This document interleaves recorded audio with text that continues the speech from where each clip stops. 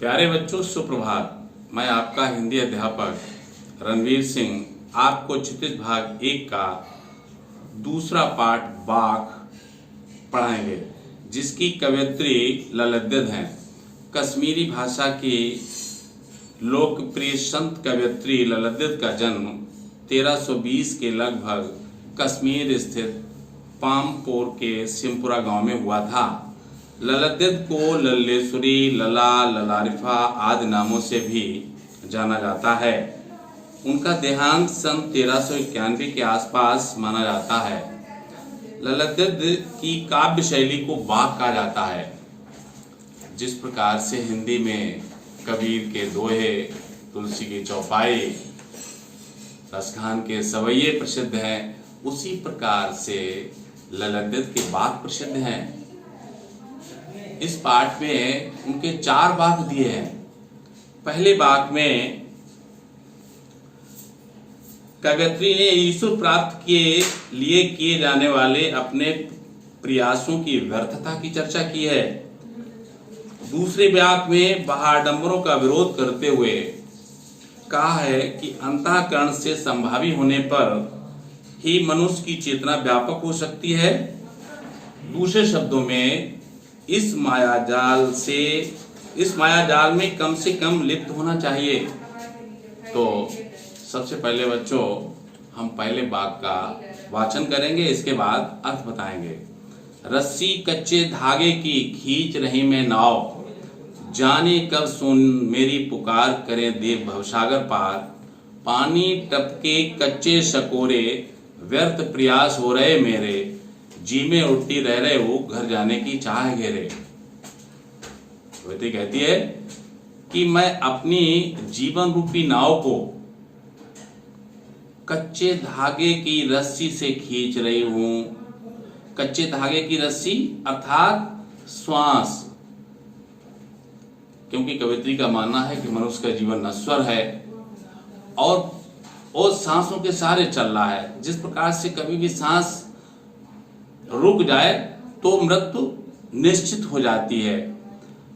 जाने कब सुन मेरी पुकार करे देव भवसागर पार। कवित्री कहती है कि ईश्वर मेरी पुकार कब सुनेंगे और मुझे इस भव सागर से, संसार सागर से पार करेंगे। संसार सागर, भव सागर का अर्थ आवागमन से मुक्त हो जाना अर्थात मोक्ष, और मोक्ष का मतलब होता है जन्म मृत्यु के बंधन से मुक्त हो जाना। तो कवयित्री जन्म मृत्यु के बंधन से मुक्त होना चाहती है, वो इस भवसागर से पार होना चाहती है।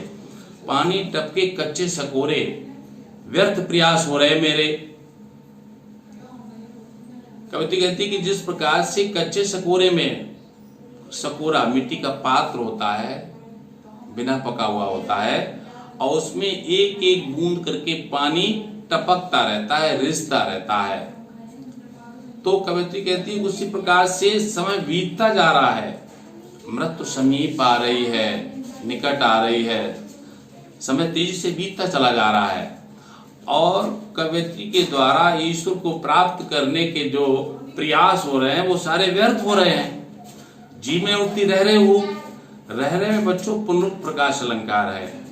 कवयित्री के हृदय में वेदना होती है, तड़प उठती है, और कवयित्री परमात्मा लोक जाना चाहती है, ईश्वर के धाम जाना चाहती है।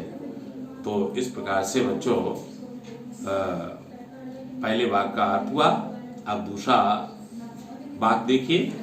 खा खाकर कुछ पाएगा नहीं, ना खाकर बनेगा अहंकारी। सम खा तभी होगा संभावी, खुलेगी साकल बंद द्वार की। खा खाकर कुछ पाएगा नहीं। कवयित्री का मानना है, हे मनुष्य, ना तो अधिक सांसारिक भोगों में लिप्त हो, सांसारिक सुख सुविधाओं का अधिक भोग न करो, और न ही भोगों का परित्याग करो। अर्थात भोगों का परित्याग करने से मनुष्य अहंकारी हो जाता है। जिस प्रकार से बच्चों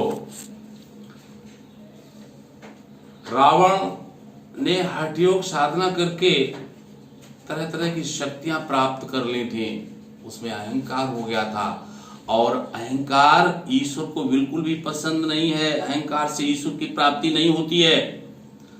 सम खा तभी होगा संभावी।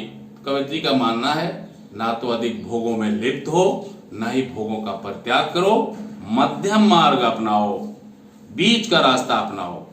और जब मध्यम मार्ग अपनाओगे तो हृदय में समानता का भाव उत्पन्न होगा, और जब समानता का भाव उत्पन्न होगा तब ईश्वर के मार्ग में जो सांकल लगी है, जो ईश्वर को प्राप्त करने का जो द्वार बंद है, वो द्वार खुल जाएगा और ईश्वर को प्राप्त करने का मार्ग प्रशस्त हो जाएगा। धन्यवाद।